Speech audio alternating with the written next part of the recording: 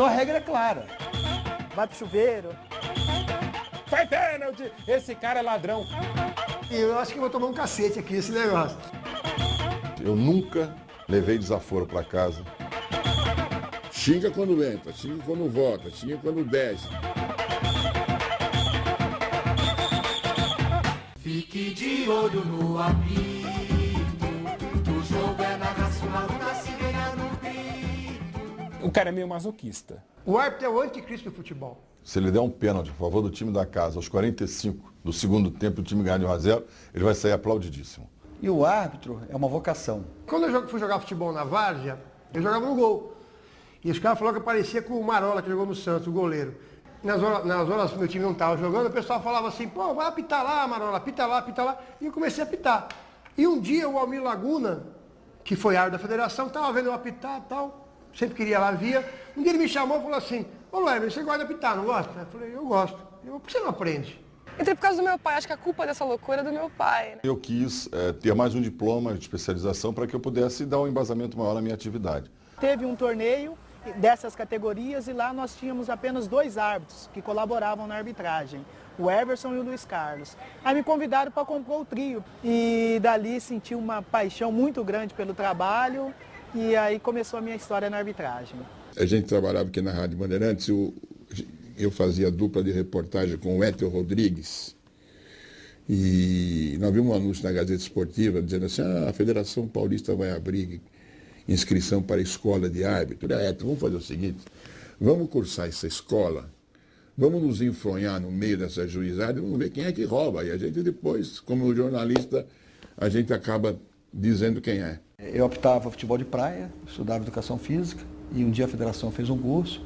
Eu fiz o curso na Federação do Rio de Janeiro, mas eu não esperava que aquilo ali fosse uma profissão, porque nunca foi. Mas era um investimento. Agora, mais do que isso, era uma coisa que me dava muito prazer. Se me derrubar, eu tô na área, o juiz tem que apitar. Na verdade, todo árbitro tem que trabalhar porque é obrigado.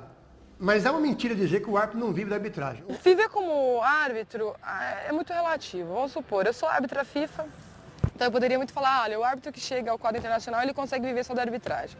Isso não é verdade. O que ocorre? Eu ganho por jogo. Então se eu fizer 5 jogos no mês, eu vou ganhar por jogo, então automaticamente eu vou conseguir ter uma renda, não vou dizer ótima, mas legal. Vamos supor que, Deus me livre, eu venha cometer um erro grave num jogo, que isso pode acontecer, nós somos falhos. Automaticamente eu vou ser penalizado e vou ficar aí de 30 a 60 dias sem estar trabalhando. O árbitro tem que ter outra atividade, para lhe dar independência para apitar futebol. Porque se ele ficar pensando no dinheiro do futebol para viver, ele na hora de dar um pênalti, ele pensa 2 vezes. A gente fica preocupado em não prejudicar ninguém para não sair da escala, porque aquele dinheirinho que ele apita 2, 3 vezes por semana faz falta no fim do mês. O problema da especialização como um profissional é que esbarra na legislação do Brasil, onde você tem que ter 35 anos de atividade profissional, você tem que ter uma idade mínima de aposentadoria e um árbitro, ele atua, quando se tiver sucesso, ele atua por no máximo 20 anos. Então é um problema. Se você se dedicar exclusivamente à arbitragem profissional, você tem que ter uma atividade paralela que lhe dê condições de você ter uma aposentadoria posterior. Se você for olhar por outro lado a importância que nós temos hoje no futebol, futebol que tem milhões e milhões de investimentos por todas as partes, eu acho que o árbitro ainda é uma figura que está muito aquém daquilo que da importância que ele representa, que ele tem no cenário do futebol. Porque hoje o jogador é profissional, o gandula é profissional, os únicos elementos que ainda não são profissionais são justamente o quê? Os cartolas e a arbitragem, justamente onde tem mais problema. Eles acham assim, se o árbitro tiver uma outra profissão, então ele ele tem uma outra renda, então dificilmente ele vai ser sujeito a uma corrupção, a acertar um resultado. Mas não é isso que vai fazer o árbitro fazer isso. O que vai fazer ou não é questão de caráter. Você tem ou você não tem. Muito mais importante que você tenha um conhecimento de regra, muito mais importante que você tenha vocação para ser juiz, é você ser uma pessoa com credibilidade.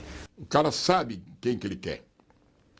E o cara que cai na primeira vez, aí já fica na boca do povo. Eu costumo dizer que o árbitro de futebol tem que ser igual ao policial que quando você está numa determinada rodovia. Se o guarda chegar e te multar imediatamente, você vai ficar quieto. Mas tem aquele guarda que chega e fala assim, sabe como é que é, né?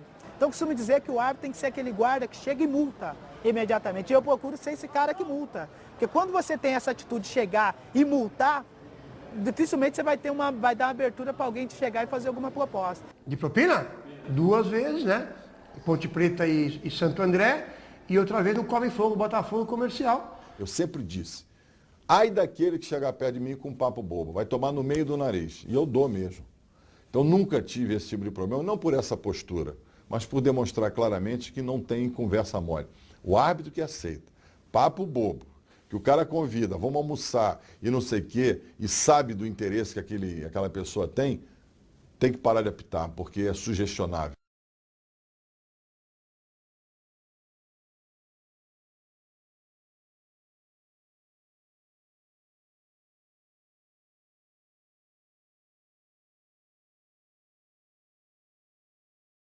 Foi uma catástrofe, né?